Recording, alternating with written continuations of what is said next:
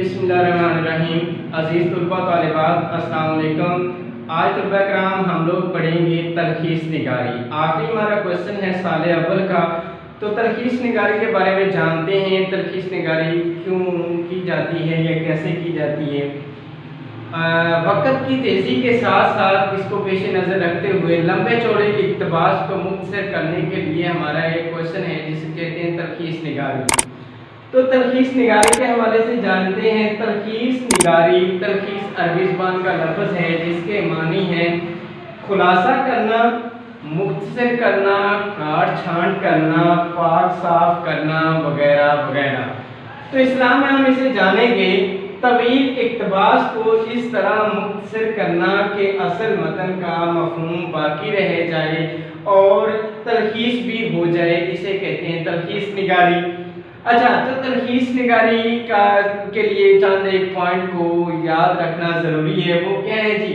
सबसे पहले तलखीस असल इबारत का 1/3 होना चाहिए, यानी 1/3 इसका होना चाहिए। असल इबारत है हमारे पास कोई 100 नंबर की या उसके अल्फाज हैं 100 नंबर, तो हम जो तलखीस करेंगे वो होंगे 33 लफ्ज़ या फिर 30 लफ्ज़, इससे ऊपर नीचे, यानी 1/3 फार्मूला के तहत तलखीस निगारी हमेशा की जाती है। इसके बाद इबारत को 2 से 3 मरतबा गौर से पढ़ना होता है ताकि हम उसका खुलासा कर सकें, उसका उन्वान मौजू जान सकें। और इसके बाद कुछ खुलासों के अंदर लिखा होता है साफ अमल और रफ अमल। तो साफ अमल और रफ अमल बिल्कुल लिखने की ज़रूरत नहीं है। जो सवालिया फ़िक्रे होंगे उनको हम सादा फ़िक्रों के अंदर कन्वर्ट करेंगे। जो इस्तफामिया या लदाया वाले फ़िक्रे होंगे उनको भी सादा फ़िक्रों में तब्दील करना है। अगर तलखीस निगारी मुकालमाती अंदाज में आ जाती है तो हमने उसे बयानाती अंदाज के अंदर कन्वर्ट करना होगा। इसके बाद अगर तशबीह, इशारा, तलमीह जैसे अल्फाज तलखीस निगारी के अंदर आते हैं तो उनको हमने निकाल कर बाहर रख देना है और उसके बाद उसके लिए कुछ ऐसे मौजू अल्फाज का चुनाव करना है जो कि उनके मुतबादिल बनते हों। तलखीस निगारी के लिए ज़बान हमारी सादा और आम फहम, लोगों को समझ आने वाली हो, पढ़ने वाले को समझ आने वाली हो, ऐसी ज़बान का इस्तेमाल करना है। फ़िक्रे सादा सादा बनाने हैं, लेकिन एक बात का ख्याल रखना है कि असल मतन या असल इबारत से आप पीछे ना हटें। असल इबारत के आइन मुताबिक होनी चाहिए आपकी तलखीस निगारी। अच्छा, तलखीस निगारी कैसे की जाती है ये जानते हैं। तलखीस लिखने का तरीक़ाकार सबसे पहले तो ये है कि 1/3 हिस्सा के अंदर तलखीस की जाती है, यानी 1 को 3 पे डिवाइड करें तो जो आंसर आएगा वो तलखीस निगारी कहलाएगा। हमारे पास लाइनें बनती हैं 15, तो हम उसकी जो तलखीस करेंगे वो हमारी लाइनें बननी चाहिए 5, 5, 3, 15। तो इस फार्मूला के तहत हम तलखीस निगारी का टॉपिक मुकम्मल करते हैं। फिर इसके बाद सबसे पहले इबारत सवाल नंबर हमारा जो होगा वो लिखेंगे और सवाल को लिखने का आसान तरीका ये है कि एक लाइन के अंदर पूरी इबारत को कोट कर दें। इब्तिदा के 2-3 लफ्ज़ लिखें और इख्तिताम के 2-3 लफ्ज़ लिखें, इसको ब्रैकेट के अंदर बंद कर दें तो ये इबारत मुकम्मल लिखी गई, सवाल नंबर मुकम्मल लिखा गया।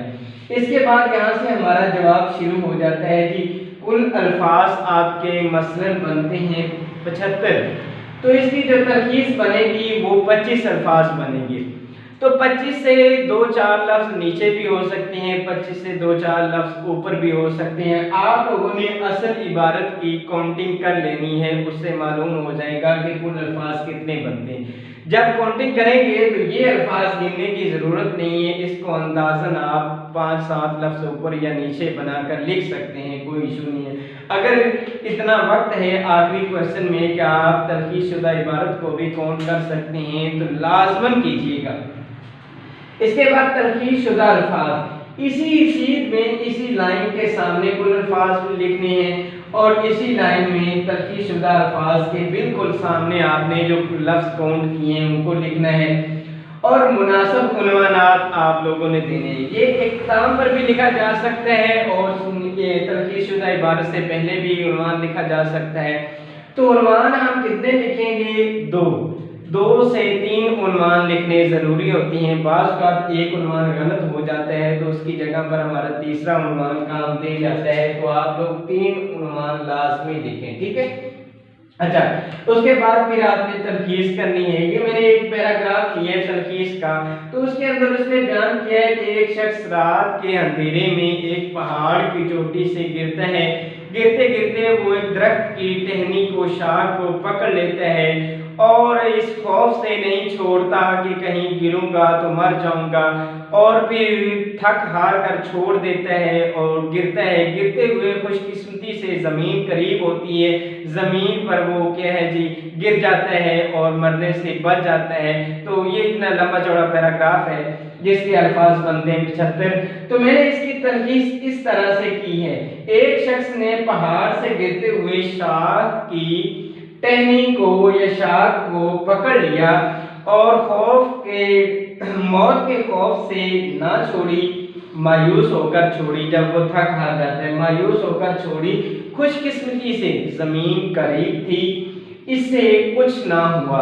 तो ये हमारी तलखीस निगारी मुकम्मल जो वो इबारत का मफहूम था उसका खुलासा करके मैंने ये लिख दिया है। तो तलखीस निगारी हो जाती है। बहुत ही आसान सा टॉपिक है और बड़ा ही एहसास टॉपिक भी है। ये बड़ी बड़ी क्लासेस के अंदर पूछा जाने वाला क्वेश्चन है। कॉम्पिटिटिव जो एग्ज़ाम होते हैं CS वगैरह के या फिर और जो PMS वगैरह के, तो वहाँ पर भी तलखीस निगारी का टॉपिक आता है। तो तलखीस निगारी को ध्यान से पढ़ना है, तवज्जो के साथ, और ये आसानी के साथ किया जाने वाला क्वेश्चन है। इसी के साथ दुआ में याद रखिएगा।